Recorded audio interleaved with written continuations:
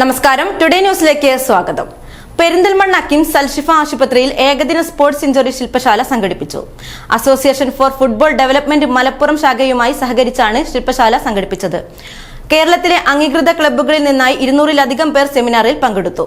കായിക താരങ്ങളുടെ പരിക്കുകൾക്കുള്ള ഫലപ്രദമായ ചികിത്സാ സംവിധാനങ്ങളെക്കുറിച്ച് അവബോധം നൽകുന്നതിനായാണ് KIMS Alshifa shoulder arthroscopy and sports injury വിഭാഗവും AFDMഉം സംയുക്തമായി ഏകദിന ശില്പശാല സംഘടിപ്പിച്ചത്.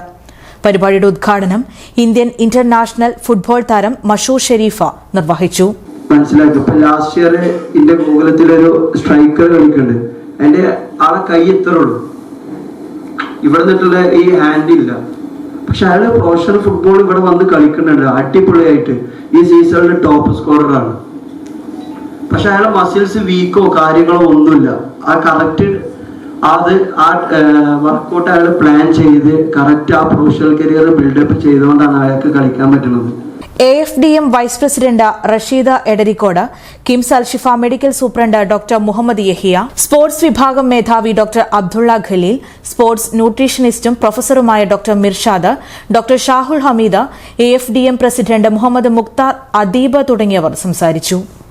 സെമിനാറിൽ ഫുട്ബോൾ കളിക്കിടയിൽ സംഭവിക്കുന്ന പരിക്കുകൾ തടയുന്നതിനും പരിക്കുകൾ പറ്റിയാൽ ചികിത്സിക്കുന്നതിനുമുള്ള നൂതന ചികിത്സാ രീതികളെക്കുറിച്ചും KIMS Alshifa shoulder arthroscopy and sports injury വിഭാഗം മേധാവി ഡോക്ടർ അബ്ദുള്ള ഖലീൽ, കളിക്കിടയിൽ സംഭവിക്കുന്ന അത്യാഹിതങ്ങളെക്കുറിച്ച് എമർജൻസി വിഭാഗം സീനിയർ ഡോക്ടർ ഷാഹുൽ ഹമീദ് എന്നിവരും ക്ലാസ് എടുത്തു.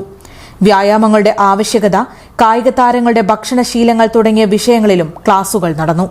കേരളത്തിലെ വിവിധ അംഗീകൃത ക്ലബ്ബുകളിൽ നിന്നായി 200-ലധികം പേർ സെമിനാറിൽ പങ്കെടുത്തു. Today news, Perinthalmanna.